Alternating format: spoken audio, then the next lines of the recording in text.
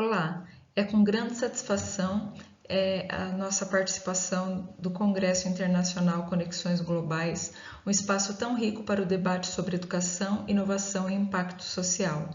Nossa apresentação se encaixa de forma central no eixo temático da educação inovadora e inclusiva, pois ele propõe uma reflexão crítica e fundamental para o campo pedagógico. O trabalho que trouxemos hoje é intitulado Reflexões sobre o distanciamento entre teoria e prática na musicalização na educação infantil.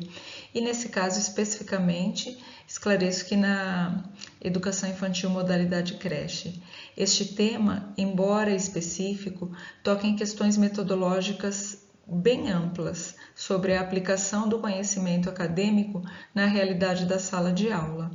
Essa pesquisa é resultado de um esforço conjunto desenvolvido por mim, que eu sou doutoranda, Adriana Silveira Campanharo, pelo meu orientador, Mário Sérgio Vasconcelos, e pela minha co-orientadora, Mariana Galon Silva. Então, ao longo dos próximos minutos, buscaremos não apenas expor um problema, mas levantar dados e reflexões que possam contribuir para a construção de práticas de musicalização mais coerentes, embasadas e eficazes na educação infantil. O objetivo da pesquisa é a musicalização e precisamos entender que a musicalização traz inúmeros benefícios para o desenvolvimento integral da criança, como apresentado aqui na figura.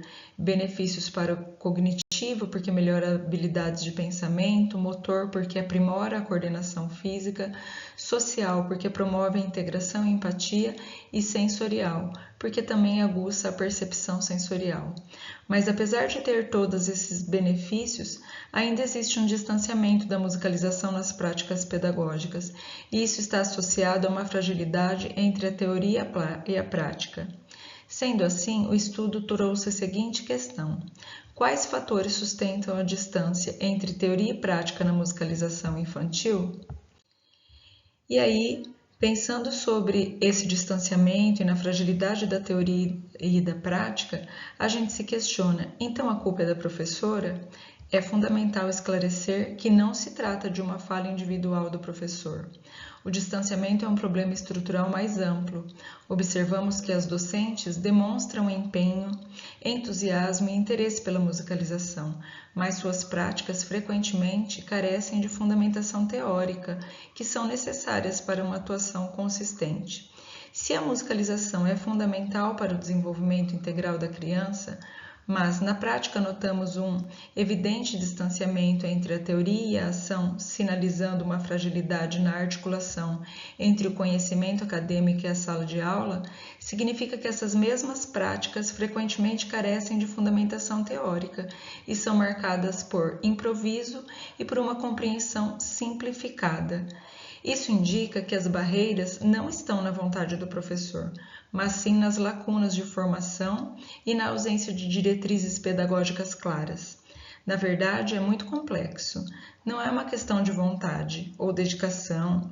Existem lacunas estruturais, formativas e curriculares. Por exemplo, trouxe 3 documentos oficiais aqui, que é o Referencial Curricular Nacional da Educação Infantil de 1998, as Diretrizes Curriculares Nacionais de 2010 e a Base Nacional Comum Curricular de 2017, que, embora haja menções à música como linguagem e como campo de experiências, sua presença ainda é tratada de forma muito superficial.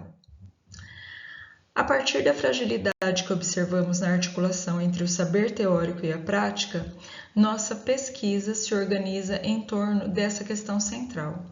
Quais fatores sustentam a distância entre a teoria e a prática na musicalização na educação infantil? Essa pergunta direciona nossa investigação.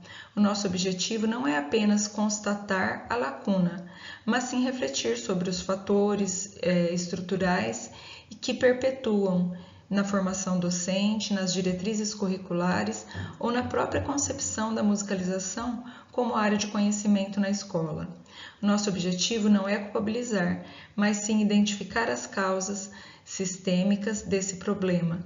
Por isso é importante que a gente reflita sobre quais fatores sustentam a distância entre teoria e prática da musicalização na educação infantil, para tentarmos encontrar então uma solução executável que realizem realmente o que a teoria sustenta para a prática no chão da escola. Então, o objetivo do trabalho foi refletir sobre os fatores que sustentam a distância entre teoria e prática na musicalização na educação infantil. Então, este estudo, ele é uma revisão integrativa de caráter qualitativo e foram analisados documentos oficiais como a Base Nacional Comum Curricular, as diretrizes curriculares e o referencial curricular na educação infantil.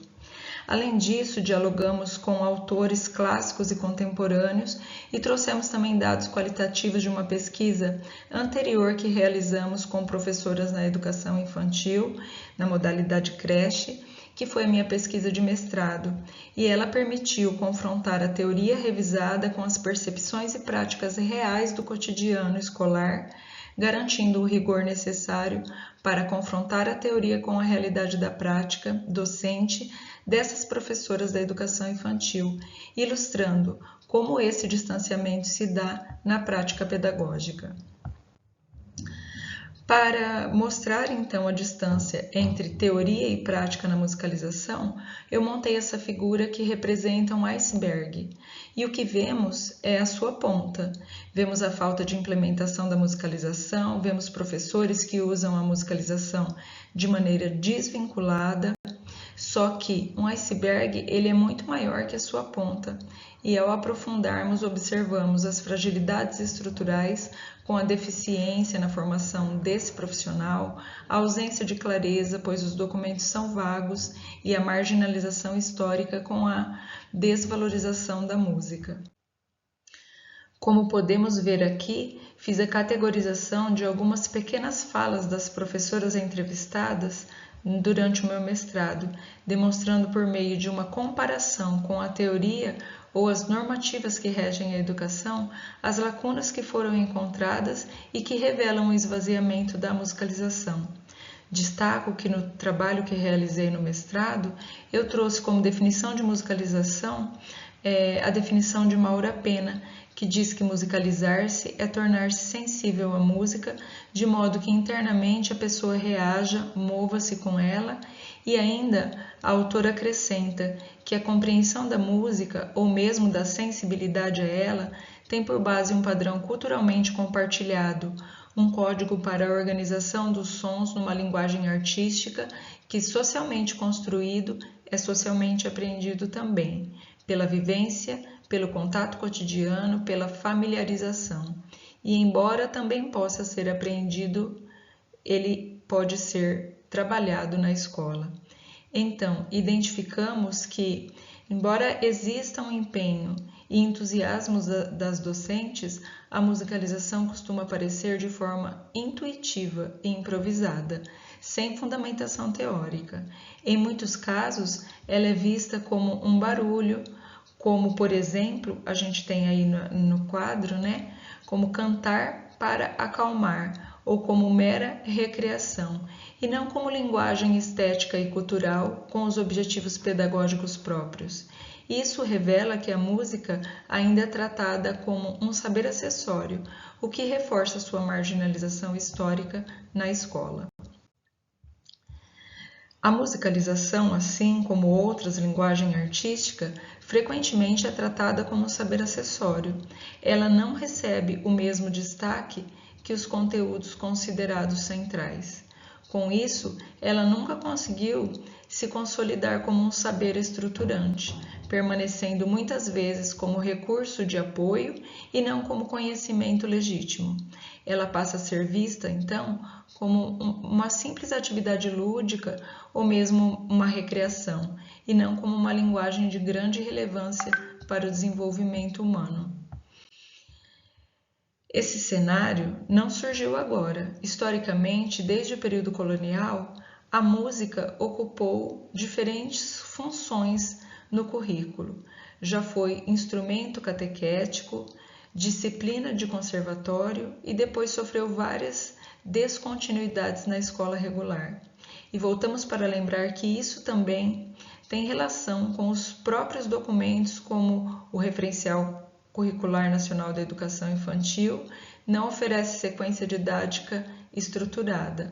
Nas diretrizes curriculares nacionais da educação infantil, falta detalhamento sobre conhecimentos musicais esperados e na Base Nacional Comum Curricular não se especificam os objetivos e metodologias musicais.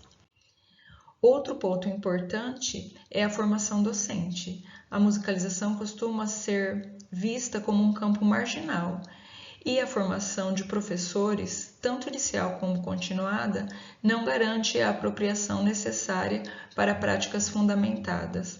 Como destaca Tardif e Novoa, o conhecimento docente não pode se reduzir à aplicação linear de teorias. Ele precisa articular experiências pessoais, saberes coletivos e reflexão crítica sobre a prática. Ou seja, precisamos de espaços institucionais onde os professores produzam e compartilhem saberes, e não apenas reproduzam conteúdos externos. A distância entre a teoria e a prática na musicalização com essas crianças não é um fenômeno acidental, tampouco responsabilidade isolada dos docentes. Trata-se de uma lacuna estrutural, epistemológica e política que reflete a forma como a escola, os currículos e os processos formativos historicamente hierarquizam os saberes, relegando a musicalização a um papel periférico no contexto educativo. Então, eu trago aqui agora algumas referências, que foram utilizadas, e para finalizar eu também trago o meu e-mail, caso alguém se interesse a entrar em contato para alguma dúvida ou algum esclarecimento. Muito obrigada pela atenção até aqui. Um abraço.